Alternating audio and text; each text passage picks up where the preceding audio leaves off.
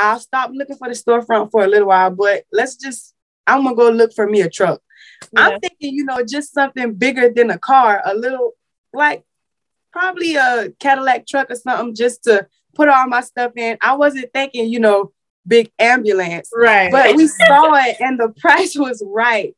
Like the price was cheaper than anything I actually thought I was gonna go get. So it's like, let's just get this, rip everything out, gut the whole inside, and set it up to travel.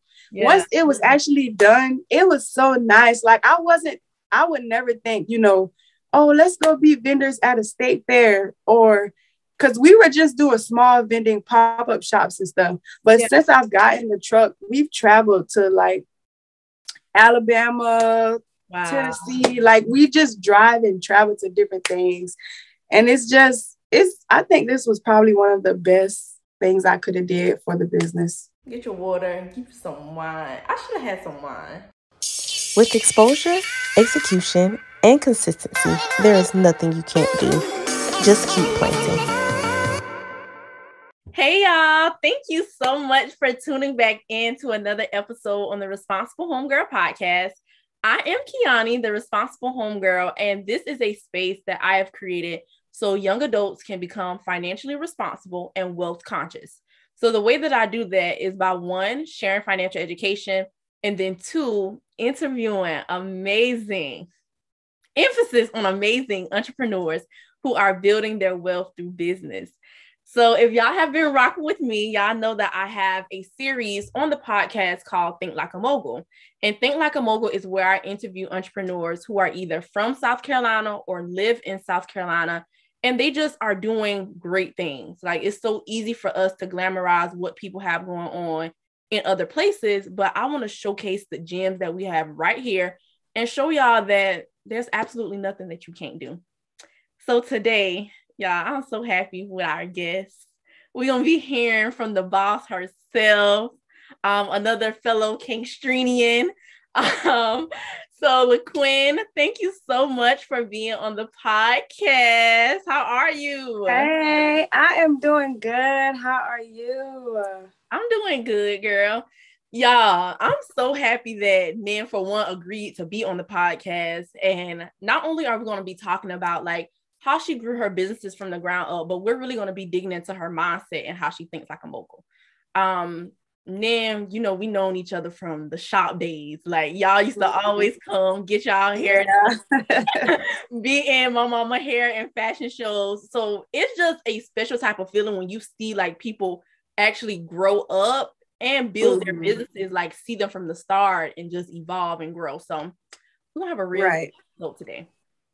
So Nan, I always start off the podcast with asking my guests, can you tell me about an irresponsible financial decision that you ever made? I've made so many. Same. So I guess before I started doing what I actually do now, I was basically trying to find my way and see, like, what do I want to do? How do I want to go about life? Like, basically just trying to see where do I want my life to take me from here on out. Yeah. So I started off doing so many things. Like I've spent so much money trying to find new things that I like to do. I've done everything from nails, hair. I've been an artist. Like I started painting canvases. I just blew a lot of money trying to find my way. I got so much nail supply stuff. I even been a photographer. Like I got backdrops, ring lights, everything. So I blew a bunch of money, like just trying to start new crafts, start new businesses, finding my way and everything like that. Which I still have everything today. Like I didn't sell any of the stuff yet because I said, you never know. It might pay off in the end. Right. And I love the fact that you said that, like you blew a whole lot of money, like just trying to find your way. For one, I don't think there's nothing wrong with that at all, because it's a lot of people at home not doing nothing because they too afraid to even try. Right. So I love the fact that you're like, okay, whatever. I'm gonna just, bet on myself. If it work, it work. If it don't, it don't. But on the other side of that, have you learned like the importance of like sticking to one thing? Yes. So, basically, let me just tell you how this all started. Mm-hmm. So I have always been a really smart kid in school. Like I was always an A student. School was always my thing. It was always for me. So I went to college, I graduated, went to college, and I called my mom from school. I'm like, Mama, I can't do this no more. School is just not my thing. It's not for me. So my mama, she like, how is school not your thing? You always been an A student. You love school. But my dad, on the other hand, he is a big risk taker. He just jumps in and go. He like, all right, if you want to drop out and quit, just do it, which I'm not encouraging anybody to drop out and quit. This is just how I found my way. Right. So my mom, she's like, no, you need a backup plan. Don't quit college. You got scholarships. You're going to lose everything. My dad, he's like, just do it. Just go for it. Yeah. So basically, I tried a few different things in the beginning, and I finally found my thing. I started making t-shirts back in 2017, and I also started sewing. So I started sewing first. I never sewed a day in my life. I just really was always into fashion. Yeah. And I started watching YouTube a lot. YouTube taught me everything I know. So I watched a lot of YouTube. I learned how to sew a prom dress. I learned how to make shirts and everything. It was graduation season. A lot of people wanted graduation shirts and things like that. So 2017, after trying so many different things, like while in college and throughout the years, I noticed, all right, well, I'm not good at nails. I'm not good at taking and editing these pictures. I'm not good at a lot of stuff. So let me actually stick to what I'm good at. I knew how to design. I took a graphics class before, so I knew how to design a shirt. YouTube basically taught me how to design a dress. And I had like a lot of customers actually contacting me, reaching out, wanted to basically get me to make things for them. So I say, okay, people really aren't booking the nails. People aren't booking the photo shoots. Let's just stick to what I know.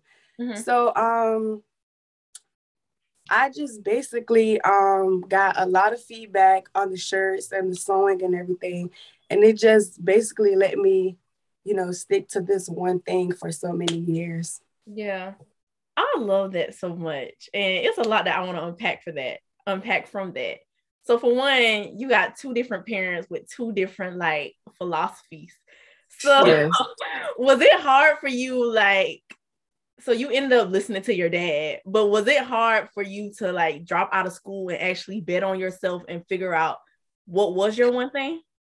It was really hard because, like I said, school was literally always for me. Like I was always getting awards. Like I was top 10 in my class. I graduated a whole year early from school. And it's like for me to have to call my mom and say, Mom, I don't want to do this. It's like, okay, you feel like you're going to let other people down, but at the end of the day, you have to do, what's best for you. There are so many women who are out here sleeping on themselves and not doing what it is that they know that they need to do. I used to be one of those girls, procrastinating, not showing up consistently, not being all who I know that I was created to be. This is exactly why I created my 6-month dateless planner called the For Executors Only Planner. This planner was designed with a girl just like me in mind. The girl who has big visions, big dreams, big goals, but needs to show up consistently and plan with intention. One scripture that I always refer to is Proverbs 21:5. Good planning and hard work lead to prosperity, but hasty shortcuts lead to poverty. What are you planning? What are you putting in action? Write your vision down on paper and manifest the life that you desire and that you deserve. The link is down below in the description box. Make sure you order the For Executors Only Planner, and let's get right back into the episode. You only have one life, so you need to just live it for you. Right. So it really did, like, it hurt me to have to call and get, tell my parents this, like, I don't want to do school, and I'm already halfway through school at this point. So it kind of hurt a little bit telling both parents that, because you don't know the reaction at first. Right. But my dad, he is a big risk taker, and I'm kind of like that I got that side from him. My mom, she's just like, long as you have a backup plan, you know, do what's best for you, but just have a backup plan at the end of the day. Yeah. And everything worked out and fell into place. And I think my mom, once she see, you know, all right, she really can do this. She really can be organized. She really can, you know, tackle every aspect of business. So let's just give it a try. Once she knew I was serious about doing this and that I could really do it, she started pouring into my business and investing in everything. And then it just really worked itself out. I love that. So from your story, you was like, okay, you know, school wasn't for you, but did you even see yourself being an entrepreneur? No, I didn't. Like I joined Facebook. Like I love Facebook. Facebook has like groups for everything. So I joined over 100 Facebook groups. I'm like, okay, how do I do this? How do I do that? Where do I start? What type of business am I forming? Am I a sole proprietor, LLC? Do I need a business bank account? How do I do anything? So it's like, I knew nothing about nothing. I'm basically on YouTube and Facebook groups. I'm learning from everybody all across the world. Right. And it's like, once you connect with like-minded people and even people who really just want to do something different, once you start connecting with them, it really like change your whole aspect. And it makes you not wonder like, how do I do this? How do I do that? It makes you wonder like, all right, when am I going to do this? When am I going to do that? Let's set a date for this. Let's set a date for that. Like it makes you want to push yourself harder and go harder, just trying to learn everything about that side of entrepreneurship. Absolutely. See, and I just love this story so much already. And we ain't even digging deep into a lot of it yet. But it's just crazy how things just happen organically. Like sometimes people can look on the outside in and think that you have it all figured out or that everything just prospered. But no, you had to go through a process as well of learning, figuring out what works for you, figuring out what didn't work. So thank you for sharing that. So now transitioning to your one thing. So you said that you started designing, you started sewing, making t-shirts. How did you grow your business from the ground up? So basically when I first started, I was still in school. So I had a 2-bedroom apartment. I was working out of I turned my second bedroom completely into my craft room. So I basically just started making shirts during graduation time. I had everything set up in my room, researching, doing everything I needed to do to get started. From there, in 2017, I was getting so many orders from back in King Street, because at this time I'm living in Greenville, which is about 3 hours away. So mainly all of my orders was coming from King Street. So I'm like, it's a lot of money spending in shipping and everything. And sometimes I would even like, whenever you first start a business, you do anything possible to make like your customers feel like, all right, she knows she doing, she on her stuff. So it's like, I'm even people calling me like, yeah, I need these shirts by tomorrow. I'm driving 3 hours away on an order I just got yesterday just to deliver 5 shirts. So I'm like, Mom, this is not going to work. We got to figure this out. So I moved back home for like a year or two. My mom invested in my business, both my parents. They got me a shed in the backyard and we just turned it into like a big craft studio. So I moved from the apartment and moved back home and got a shed in the back. And it just expanded from there, like literally everything piece by piece. I had one heat press to do shirts. I had one sewing machine to make dresses. I had just a small box of inventory. And now it's just, everything is huge. I have like 5 sewing machines, 4 heat presses, 7 printers. It's just expanded so much. And everything really just started from me calling, telling them I don't want to do this. Right. Yeah. So something that just really stuck out to me, because I feel like a lot of people sleep on moving back home. And I think one powerful thing that you said is when you move back home, your business expanded, because not only did your parents invest, like, yes, we're grateful for that, but now you cut down your overhead. So can you talk about, like, was it easy for you to move back home, or did you kind of like have to swallow your pride and say, okay, I'm gonna go back to King Street? So for people who don't know, King Street is such a small town. We have really much of nothing. Right. But it's also expanding day by day. So for me to move 3 hours away to Greenville, and it's just literally everything is there. The mall is 5 minutes away from school. It's like over 100 restaurants just 5 minutes away. The movie theater, skating rink, bowling alley, everything is literally right there. For me to just have to pick up and leave all of that city life and come back to the country, it was very hard. Like, I kind of hesitated, but I also have a strong support system. So my family, you know, they're like, do what's best for you and the business at the end of the day. So I say, okay, let's try it out. Let's go back. Let's see how we'll do this. Let's plan everything out strategically, and then we'll see how it goes from there. Right. So I did it. I made the big move. I packed up my apartment. I was done with school. Everything was just done with the Greenville life. So we moved back home. We got everything set up in the business. Literally, from the time I got back home, it grew like times 10. Like, it got huge. We were making shirts for memorials, schools, like 200, 300 shirts at a time for different events and stuff like that. Wow. We were designing wedding dresses for people. It's like, I always would say, you know, Mom, I learned all this stuff on YouTube and people trust me to make a wedding dress for them. Like, we just started out. She would just be like, trust yourself, just give it a try. Right. So yeah, I ended up moving back, and it just grew. Like, you have to learn, even though King Street is a small place and it doesn't really have much, you have to learn how to block out negativity, because people will say, you know, why are you moving back there? It's nothing there. It's nothing there for you. It's small, people negative, all type of stuff like that. But at the end of the day, it's basically how you take in all negativity and everything. Me personally, I have learned to block everything out.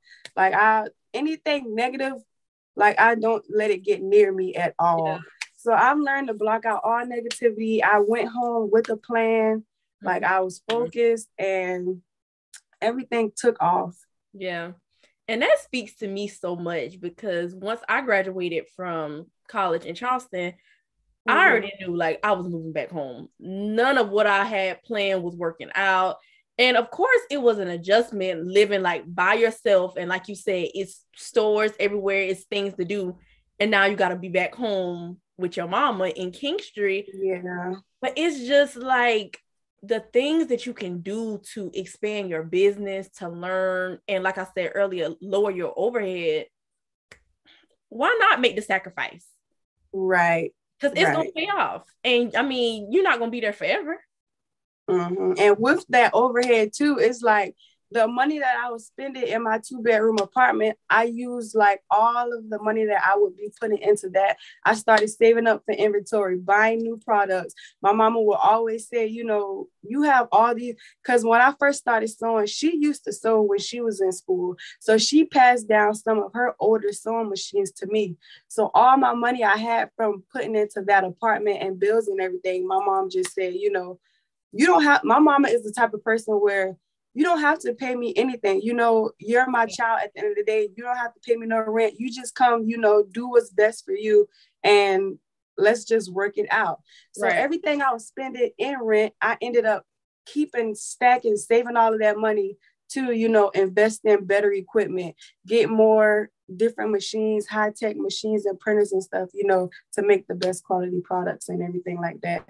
So any overhead I had whenever I first got started, when I moved back, everything was just zero.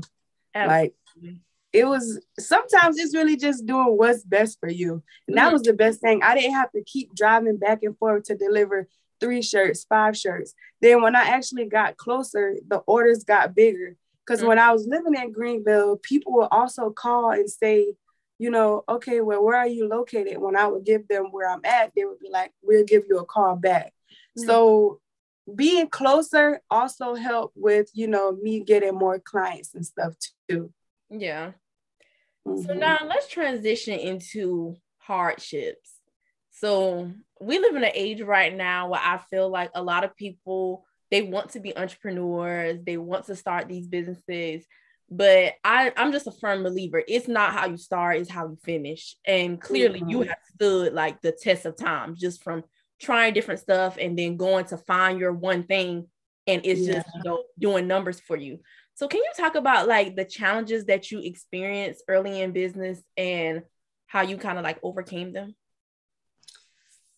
Yes, I love this part too, because business is just not, business is good, but it's just not all, rainbows, flowers, and everything. People never really talk about this side of business. Right. Business is hard. Business is like, I used to stay up almost a whole day, like never getting any sleep, trying to get things done. I never got, like, just starting out, I really wasn't too familiar with business grants and business credit and getting business loans and stuff like that. So it was me basically pouring all of my money from my bank account into my business. Yeah. So it can be very draining, especially if you go in without a plan. Right. So I have spent almost all of my money in the business before, whenever I first got started, trying to pack up everything, get to King Street, leave Greenville. It's like, okay, what am I going to do? Like, everything is draining me. Am I supposed to pay for all this stuff all the time myself? Like, how do I do this? Yeah. It's really just whenever you see things going left, you have to just kind of fall back a little bit and reevaluate your situation. Try to figure out, how can I do this? How can I do that? How can I get that? Mm-hmm. So you have to basically be careful with spending. For one, putting all of your own personal money into it, because it can be draining. Right. And also, you will have some customers who just aren't satisfied. And that's okay. I had to realize, that was okay. I've had customers before who just wasn't satisfied. And, I'm beating myself up at the end of the day, trying to make things right, spending hours at a time, trying to perfect what they thought was wrong, but I, didn't think there was a problem with it. It's really a lot. Like, I really can say it's hardships in business, financially, mentally, physically, everything. Like, it's hardships. Speaking of that, yeah. Like that, the last piece that you were talking about, like when people aren't satisfied, do you remember like maybe your first encounter, like when somebody was just like, basically like they just had a bad experience? Like, do you remember how that went? I don't really have too many bad experiences, because I do believe in being a good business person at the end of the day. Yeah. Like, I'm serious about my business. Like, I really have built this up tremendously.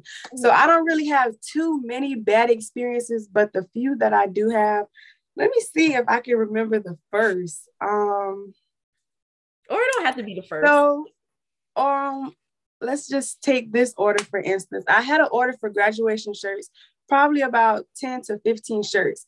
So I used to do an old method of making shirts, which was vinyl. I'm pretty sure everybody is familiar with making like vinyl t-shirts and stuff. And then I just recently switched over to a method called sublimation, where the vinyl is basically on top of the shirt and the sublimation is infused into the shirt. So I had an order for a few graduation shirts, and I shipped them. Everything was fine. I sent the customers pictures. They're like, oh, we love them. They're so nice. That's what they can see through the picture. So they get the order, and the customer texted and was like, oh yeah, we need a refund. So I'm like, you know, what's going on? I need a backstory or something. They're like, the shirts are not what we thought they would be. We just got them in the mail. It's stuff. This is when I kind of first started out now. It's stuff falling off the shirts. The letters and stuff are peeling. So, you know, I'm inexperienced. I don't know nothing much about this. I just started. So it's like, I've shipped shirts before. So I'm like, okay, what could have happened? All I did was ship it, you know, a few hours away. Right. So I say, okay, send me pictures and videos. Let's make this right. I got pictures. I got videos, very much so, things falling off the shirt. So I'm like, okay, what am I going to do? Because this has never happened before. I'm just getting started. I'm new. I wasn't charging what I was supposed to be charging anyway. So on the order, I already did not make, I made cents. What I made on the order was a few cents. So I say, okay, now I have to either refund them or get them, you know, some new product by time the graduation starts, which was literally probably a day or two later. So I say, okay, it's my business. I can't call nobody else for money. I cannot get nobody else involved. At the end of this order, I think basically what happened was I ended up going out buying another set of shirts. And I made all the shirts over. It was basically a trial and error process. It was a mess up on my end, of course. I learned that with the heat press, is different pressures to a heat press. And I just didn't have enough pressure on my shirts to keep like the vinyl stuck to the shirt. Yeah. So just basically in that short amount of time of the shirts being shipped from me to the customer, it was a mess. So I'm thinking, you know, the shirts haven't even been worn or washed. How is everything falling off? Like, the shirts are still brand new. So really, it was just an error on my end. I did own up to my mistakes. I made it right with the customer at the end of the day. I went out, purchased new everything, did the shirts right, and got it shipped off. And just from that one error, it made me, you know, want to look into other methods of doing shirts as well. Like, okay, what else is out there besides vinyl work? What else is out there besides the heat press that I have, you know? So it made me look into other methods of doing this and also look into other machines and stuff that I can get to help me better this as well. Yeah. So 2 things I hope y'all get from that. Number 1, just your customer service, because today in 2022, you tell a business owner something and they get offended. And I'm just like, sis, I'm trying to help you out. I'm trying to help you out for your future customers, because honestly, we could come across like, you know, some people who really don't care about you or your business, and they can get on social media and like talk bad about you. But the way you handled it was just like a business owner should. Like, let's make this right. And then the second thing from that is, I just strongly believe that our hardships teach us way more than our wins. Like, people, they be looking down on the L's, the losses, but I just look at losses as lessons. Like, I'm not saying that you would have never like researched other ways to make shirts and stuff, but this made you like actually research it quicker and figure out like, how can I make my shirts better quality? What can I do different? Yeah, and another thing with the losses as well, Kiani, one thing that I have learned too is you have to have all of your ducks in a row. So I say that because, like we said previously, it's hardships in business. Everything is not just peaches and cream. I have had, you know, to put all of my money into the business. Chargebacks. I have had chargebacks when I know like it wasn't really my fault at the end of the day. So now I have a system in place where everything is really just straight by the books. Like nothing I do is off the record, off the books, none of that. I've had a few chargebacks as well within the business when I know there was like never a mistake with that. So let's say a customer contacts me to purchase something. All of the emails are documented through my website. And, you know, me personally, this is just something I like to do. I'm pretty sure other business owners do this as well. But when I get an order for like a state I haven't shipped to, I like to look up the customer and just, check out their social medias and stuff like that. Yeah. So this specific customer did place the order for a few shirts for me, and they did a chargeback on their account. So I had to contact the customer, basically asking, why was there a chargeback with your bank? The customer said it was a fraudulent charge. They never ordered this stuff. Their card was stolen. But me, I already checked them out on Facebook, and I got a picture of them actually wearing my merchandise.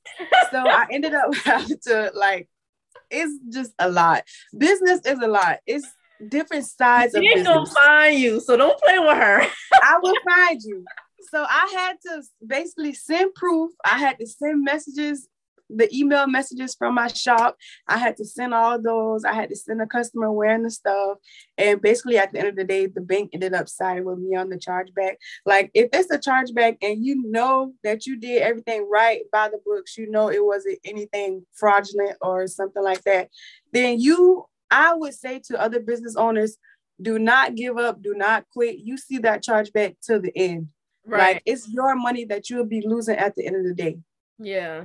So, and people are crazy. How do you expect to get my product, use my time, and then you want to say this fraudulent activity? Girl, bye.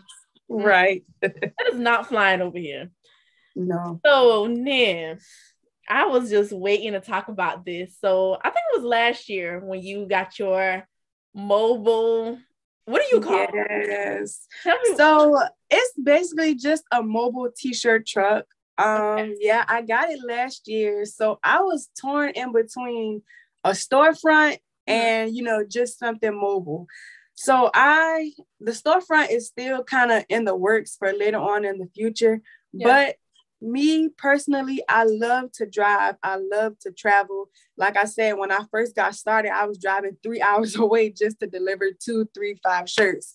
So it basically made sense to go mobile right now because you can do more things mobile. You can attend many events, vendor events, pop-up shops. We attend like state fairs and stuff. We did one state fair last year. This year we have a few lined up as well. So the fairs, they normally run like 10 days long, each fair. You could just travel to pop-up events, flea markets, homecomings, many different things. So me and my boyfriend, we were going out to dinner one day, and it was an old ambulance on the side. It was actually at a dealership. So we're on the way to eat, and we saw it, and I'm like, that's the truck is nice. So it was kind of beat up. Of course, the outside, the paint and everything is messed up, but it's plenty of ways to get something fixed. So I basically converted an old ambulance into a mobile t-shirt truck, and I have the inside done just like my home shop. I have my equipment to make shirts on the spot. Or I make pre-made shirts at home, and we'll take them to our events and stuff. We have all of our racks, printers, heat presses, vinyl cutters, everything that we need is set up in there. Talk about and if it came down to it and we actually needed to like stay overnight somewhere, then we actually can convert some of the areas in the truck to like where you can sleep. It has a sink, toilet, everything in there. Wow. Yeah. That is crazy. So the crazy thing to me is you see an old ambulance on the side of the road and say, I'm gonna take this and turn it into a mobile t-shirt truck. Like, was there already seeds in your mind that said you wanted something mobile? No. Wow. No, I always said I wanted a store. So this is actually kind of my mama doing too, because my mom is the type of person who she will research everything before actually jumping into something. See, me, I like to just take risks and do it. But my mom, she's like, no, you need to just think about this first. Yeah. So I always wanted a store. Like, I feel like business is good. You can afford it, just try it out. Right. So I've been going around looking for a store like for years, but really I'm a picky person. So I want it to be just right. I just didn't find the right thing then and there. So I'm searching for storefronts. And my mom, she's just like, you just need to stick to what you're doing. Work outside of the house and just travel and do vendor events how you do. But everything has grown so big, it's not enough space for me to put everything in my car and travel to Myrtle Beach for a pop-up shop. Right. So I said, okay, I'll keep doing this for a little while until I find my storefront. But I just need something bigger to take all of my equipment to another city, because we make everything on the spot. If it's not something that's pre-made that you like, we can make anything on the spot that you want. So we have to carry a good bit of heavy equipment with us. So I said, okay, Mom, I'll stop looking for the storefront for a little while, but I'm gonna go look for me a truck. Yeah. I'm thinking, just something bigger than a car, a little, like probably a Cadillac truck or something, just to put all my stuff in. I wasn't thinking, big ambulance. Right. But we saw it and the price was right. Like the price was cheaper than anything I actually thought I was gonna go get. So it's like, let's just get this, rip everything out, gut the whole inside and set it up to travel. Yeah. Once it was actually done, it was so nice. Like I would never think, oh, let's go be vendors at a state fair, or because we were just doing small vending pop-up shops and stuff. But since I've gotten the truck, we've traveled to like Alabama, Tennessee. Like we just drive and travel to different things. And I think this was probably one of the best things I could have did for the business. Yeah. And I just remember when you posted it and it's wrapped so nice. The way you, like when you see the truck, it makes you think, oh, what's that? Like, it pulls you in. Like, when I tell you just the vision behind it, the creativity, I love every bit of it. And I know like now you meet so many different people that would have never even known like who Laqyn is and what you can do. Yeah. A lot of people, like whenever we go to different events and stuff, the truck, it really grabs people's attention. They always come up to us and invite us to different events that they'll be having like in their city, in their state and stuff like that. It's like the truck, it really is an eye catcher. People always comes up to us, always ask about our products, shop, invite us to different events and stuff like that. So I feel like going mobile, it was really a good decision. So Mama, you was right about that. You was right. She liked to say, I don't give her no credit. I always give my dad credit. But Mom, this was a good decision. Period. Shout out to all the mamas out there, the supportive mamas. Right. Believe in the vision, believe in our dreams and goals before we even like, I don't want to say make it, but before it's actually like a reality. Because honestly, some people, they don't have that support. They don't have like people backing them and supporting them and cheering them on. Right. Shout out to you, Miss Mona. Period. So now then, let's transition into our soul food section. So during this round, I'm gonna ask you some questions, and I really just want you to tell me the first thing that comes to your head, and then we can talk about it some more.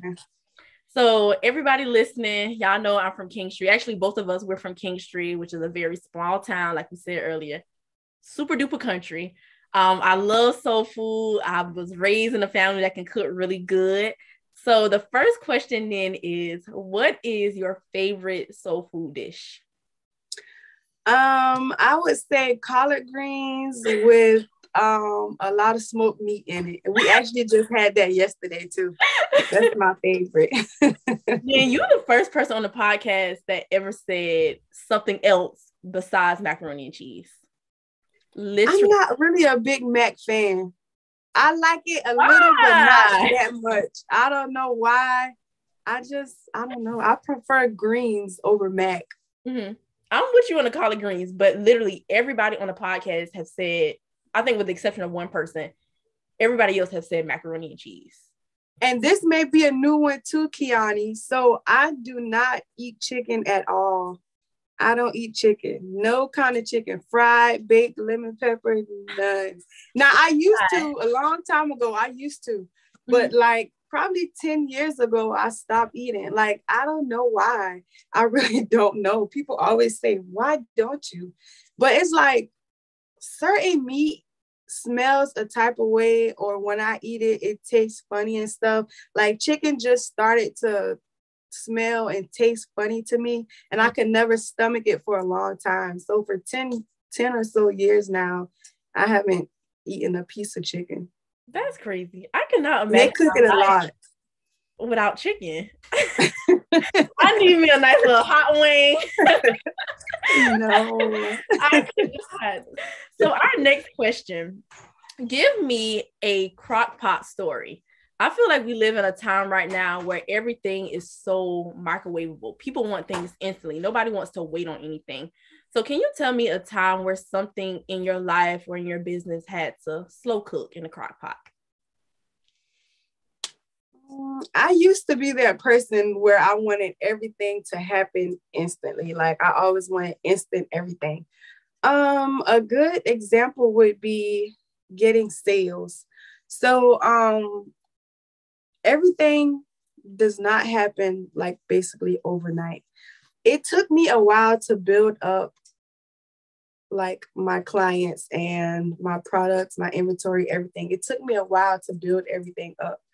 So first starting out up until now, I had to basically go out and promote, go out, advertise, pass out flyers. Like we would be driving to grocery stores, the rec, parties after the club, just putting flyers and everything on cars, putting our business card, putting our prom flyers, putting our t-shirt flyers, everything. Like we really had to grind from the ground up. Then when I was in Greenville, you know, I knew nobody. So nobody knew me. It's like, okay, how do I make myself known here? Right. Versus King Street, where all of my sales are coming from. So I have the King Street market down pat. How do I get other places? How do I expand? Mm-hmm. Like I have clients in King Street, but I have 0 clients in Greenville. How do I do this? I'm like, this is not working out. I want to move back, but I don't want to move without, you know, having the clients. So I basically had to slow cook my clients in Greenville. We did the same methods. We did ads. We passed out flyers. We did everything we could. We started like hashtagging, using hashtags on social media. Basically, each method does work in its own way. You just basically have to get out and put some grind behind what you're trying to do, what you're trying to get. Now we have clients in Greenville. I have shipped to almost every state in the US. We've shipped overseas. Like, you really have to just put the work behind what you're trying to do. We had to end up billing all of our clients from different areas from the ground up. It just takes, you know, some action behind what you're trying to do. I love that you shared that story, because I'm pretty sure there's somebody listening and they think that because they're not getting a whole lot of sales, it has something to do with them and they may want to give up. But it's like, no, everybody goes through that period. Like we don't just wake up and our businesses take off. Like you actually have to put in the work, and you got some days. Even right now, today, like I've been in business for 5 years and it's still, some days it's 0 sales, some days 200 sales, some days 500 sales. It's just, each day is different, you know, each day, each time, you don't know what the next person is going through, you know, you don't know what your next potential client is going through. Maybe they want the product, just not right now. Maybe it's just not payday. You know, you just have to be consistent in what you do. If you be consistent, the sales will come, the clients will come, the consistent clients will come, not just a one-timer. But if the product is good, if the advertising is good, if the customer service is good, the clients will come, and they'll come repeatedly if you're doing it right. Yeah. Absolutely. I hope y'all got y'all pen in y'all pad, because Nan clearly knows what she's talking about. Okay, clearly. So our next question.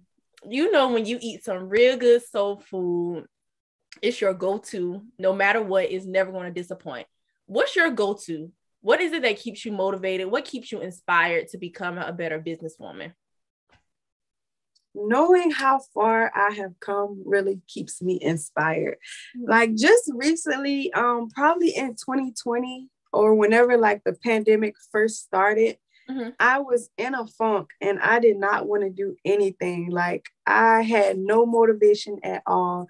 So we have two sides to the business, where we sew and then where we do like custom shirts and stuff. So around 2020, I'm still sewing, still making the shirts and everything, but everything in the world, almost everything, shut down and closed. And it's like, wow, that's going to affect so many people, so many families, so many like jobs and everything. It actually hit me because the school started to close and it was prom season whenever this happened. So we have booked almost 25 or so prom dresses that year. Wow. And, you know, everything shut down and they kept like sending out updates. Okay, we may have prom, we may not. And with custom work, you know, a deposit is required to book custom work because it's a custom one-of-a-kind piece made to fit your body type and your measurements. So we can't resell it. We can't do anything if it's specifically made for you. So deposits are taken. During this prom season, we took deposits. Again, it's like 20-something dresses. So when the schools finally said prom is canceled, it's like everybody is texting, what do we do? We need our money back. How do we do this? What are we going to do? So it's like, oh my God, again, it's coming back to that time where, how do you handle this? You know, it's your business. You aren't working for somebody. You aren't an employee. You can't go to a higher up and say, how are we going to deal with it? It's up to you to figure it out, for you to decide. Like me, I think fast on my feet. So of course I'm devastated. So it took me like a little while to figure it out. But during that time, we actually, most of our dresses were for seniors who were graduating. So we did give them the option to either still get their dress made, because some parents did have like small things for their kids at home, like in the backyard and stuff. So you either had the option to still A, get your dress made, or B, just use the money that you paid for your deposit to get shirts made for graduation.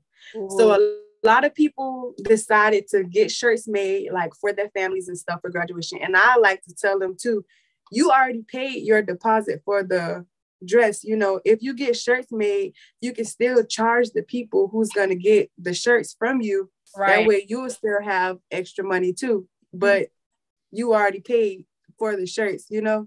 Right. So we had to think on our feet. We gave them options. It ended up working out at the end of the day, but I said all that to say, you have to basically know how to maneuver in everything, because it's just going to be situations that you never had to deal with before. That makes me like, it keeps me motivated. It gets me like, me trying to come up with something quick, like that makes me want to go harder. It makes me want to know like, what's next? What's going to be the next problem? You know, I'm not looking for problems or anything, but it's like, all right, I just solved this. I just handled this good. Yeah. What's coming up next? You know, I feel like I could take on anything. Yeah. So that year, when COVID first came and everything, it was a lot for the whole world. And I actually stopped. Like, I stopped sewing for like 2 years. This would be my first year starting back with prom. And it just, like, I had so many people emailing me and calling and texting, you know, saying, hey, are you doing prom this year? Are you opening up prom? Prom is back in schools. Can we get in your books and stuff like that? And it just made me feel good to know that there's people out there that still remembers that I do this, because I haven't posted any dresses, any custom, nothing in 2 years. Right. So for everybody to remember and to reach back out to me, it's like, okay, you was doing something right. So let's get back out there. Let's get out of this funk. I was still doing the shirts, but the sewing had just stopped since COVID happened. And a lot of money was wasted. A lot of people's lives was changed. Like, it's, and in business too, it's not always about the money. Like, you have to be passionate about what you do. Yeah. Like, you have to be passionate. I am very passionate about my craft. Like, when I first started, I was staying up 2, 3, 4 o'clock in the morning, finishing projects, learning new techniques, doing everything. But over time, you learn, you have to set boundaries. You have to say, okay, I'm going to put this time in for the business. I'm going to put this time away for my family life, for my friends, everything like that. You have to know when to separate each thing. Right. So it's really not always about the money. It's not always about the money. You just have to be passionate about what you do. And I was just glad that whenever that came and happened, I had another option for the girls to get something else done versus everybody losing out on money or anything like that. Yeah. It's a lot. Mm-hmm. And I just think that speaks to your adaptability. Like, you really find out who people are when they are in pressure, like in stressful situations. And you could have easily been like, I'm not dealing with this. Here, get y'all money back. But now you done took 2 L's because I'm pretty sure you had done bought fabric and all type of stuff. But I mean, you still ended up finding a way to make it work for you, your company, and all of your customers. And then just touching on your point about it's not always about the money. I like to say it's about the money, but it's not about the money, because you can't get into something for money and think that's going to sustain you. Business is way too hard for that. Like, it's too inconsistent for that. And even when it is on the up and ups, you can have a 10K month, a 20K month, and then a 5K month. And then you're reflecting like, dang, I just had a 10K month. Why am I having a 5K month now? Right. So you really, really, really have to be passionate about what it is that you're doing. And I just believe, like, when you're walking your purpose, the money will come. Right. And right with that point there, Kiani. So whenever the prom stuff did happen and we had to end up doing all that, like the fabric and everything was already purchased. So it's like, even if I give them the option to get their fabric, it's like they don't have anything to do with it.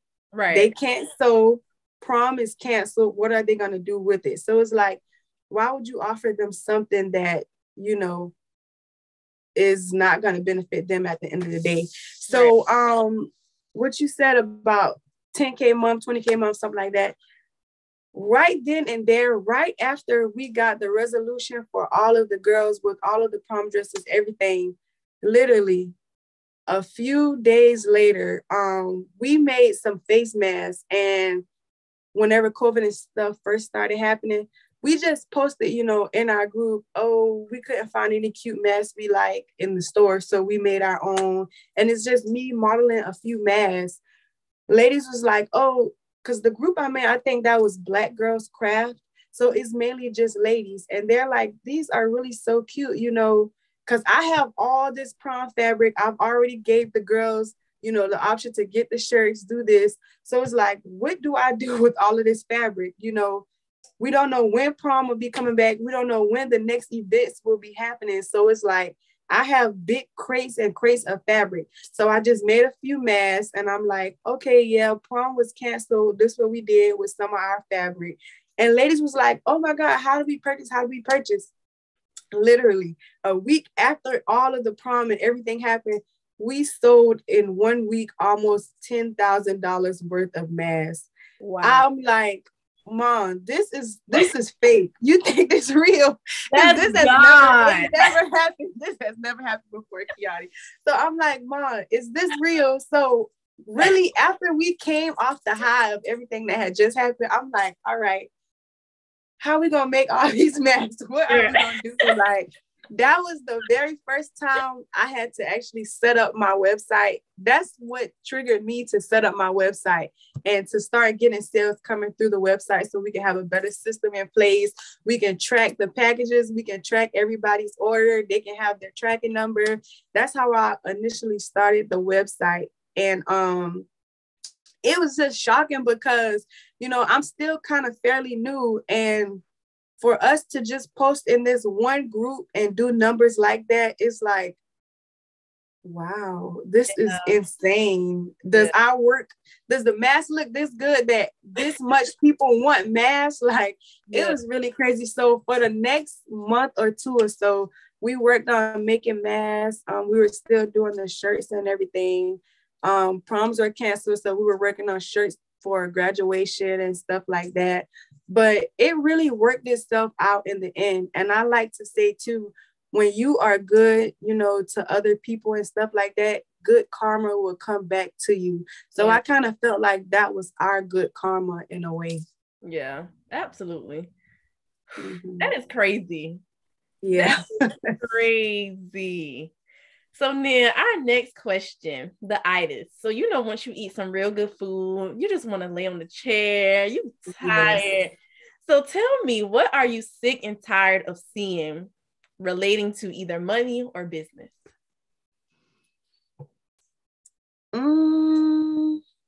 Sick and tired of seeing. This is a hard one. Well, I know. I guess I am. I see a lot, you know, it's a lot of people just jumping into, you know, entrepreneurship and stuff.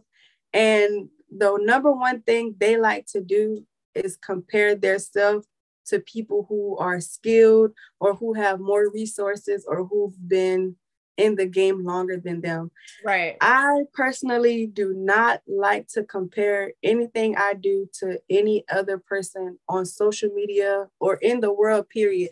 It's good to get knowledge from people who has been in it longer than you and who may be more knowledgeable, but it's not good to compare your business to the next person's business.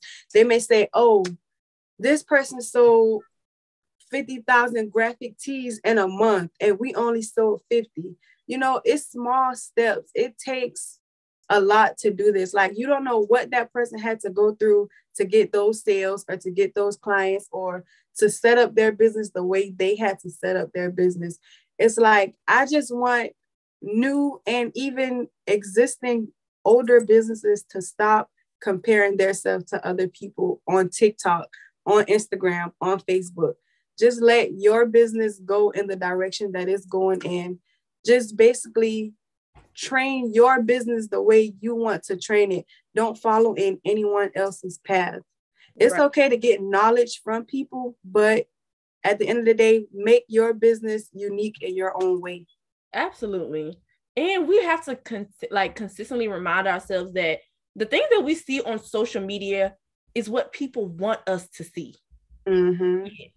Like, people, because there's a lot of people posting, you know, a lot of people posting screenshots of their Shopify sales, of their Wix sales, but not many people are posting screenshots of the chargebacks or talk about people wanting refunds and stuff like that. So you have to keep all of that in mind. Like, business is good, but like I said in the beginning, it's not always peaches and cream. Like, it's so many things to having your own business.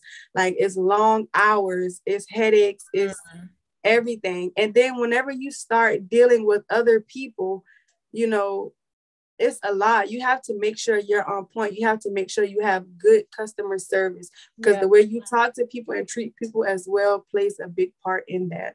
Absolutely. Because you really only have one time. I'm not going to say one time, because I give people grace. That's one thing that I really don't like. A lot of people sometimes don't give like Black small business owners grace when it comes to different things. But how you treat people is so important. You can't just treat them nice just to get them in the door, and then as soon as something happens, it's like, girl, whatever, I already got your money. Like, right.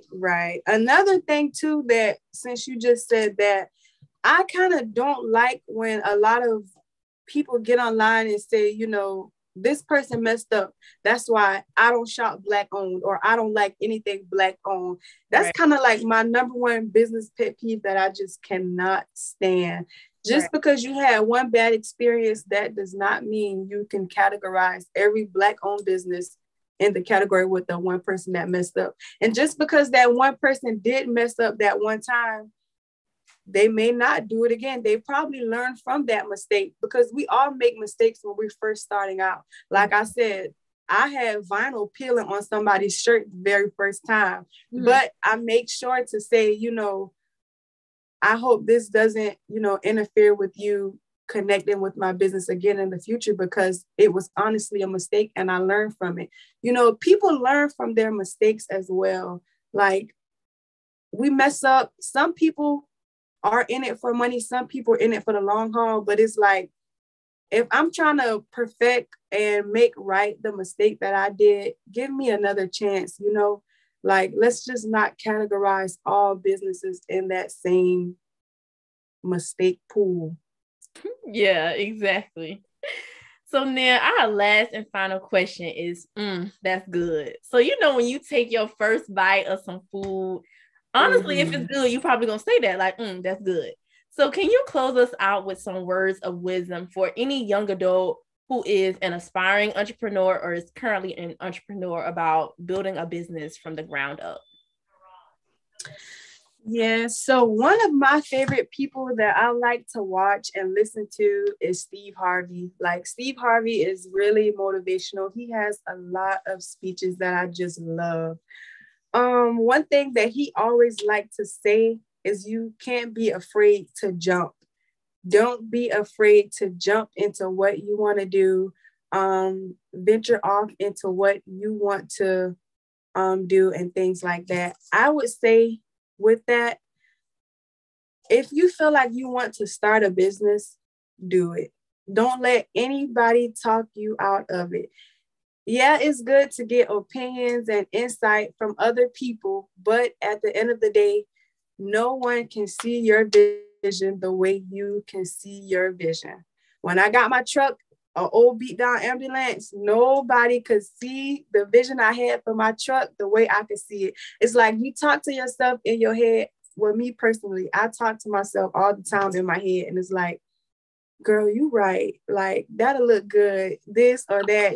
I'm saying all type of stuff to myself. Yeah. So it's like, don't let anybody persuade you not to start your business. If you have a current business, don't let anyone persuade you to not go forward, to not take risks, to not do this or do that. Do it. Jump. You have to get started in order to see if it's something that you want to do. So I would say do it, start it, don't give up. Even if it gets hard, times get hard, do not stop. If you need to take a step back and just break and relax, do that. Take a few days off, take a month off, just don't stop. Do it, jump today. Period. Thank you so much, Nan. We honestly have closed it out no better than that. Like I said before, I hope y'all got y'all notes, y'all pen, y'all pad, everything. But more importantly, take action, because you can listen to these stories and get inspired by other people. But at the end of the day, like, you can do the same stuff. But it starts with what Nin said. Like, you got to jump. You got to start. Like, I just want to get to the point in my life, and I actually feel like I'm already there, and it's just something that I'm consistently working on, is where I start doubting my doubts. So many people, like, they don't do stuff because they're doubting themselves or they're letting fear paralyze them. But it's just like, no, you're not going to know till you try. And if you fail, so what? At least you learn something. Right. So you just don't want to, like, I tell my sister all the time, one of my sisters, she want to start so many things, but she always, like, she just won't jump. And I always tell her, it's best to say, okay, it's March. It's best to start it in March versus it's coming up to be November and you saying, dang, I should have started in March when I was talking about it. Just do it now. The time will pass. Either way it go, the time will pass. So just start it right now in that moment and let the time pass. Learn, take risks, just do it. Time will pass eventually. You don't want to be 6 and 7 months into the future saying, I should have started that when I said I was going to start it. Just do it now. Right. Growing up, my mama always told us, take risks. You do not want to be the woman that says shoulda, coulda, woulda. And like those words always replay in my mind, like, because so many people say it, shoulda, coulda, woulda. Right. And we look at older people who wish they would have did stuff different when they were our age in their 20s. And I'm not living my life with no regrets. Like, don't be afraid to fail. And I'm putting fail in like quotes because I just think that failure is our best teacher. Like, it's nothing wrong with failure. Like, we need to start embracing failure. Like, right. I failed. Pat me on the back. Let's stop just cheering for, for all the wins. Right. I agree. And on that note too, what you just said, I just want to say, hey, Miss Tan, we just love you so much. We talk about her all the time. I'm gonna make sure she watched this part. She's been listening to all of our podcast episodes. I'm like, Mom, listen to this whole thing. Pull out. But thank y'all.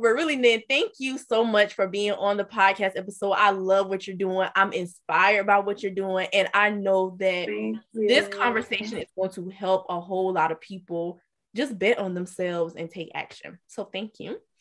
And thank y'all for having me. Of course. And thank y'all for tuning in to another episode on the Responsible Homegirl podcast.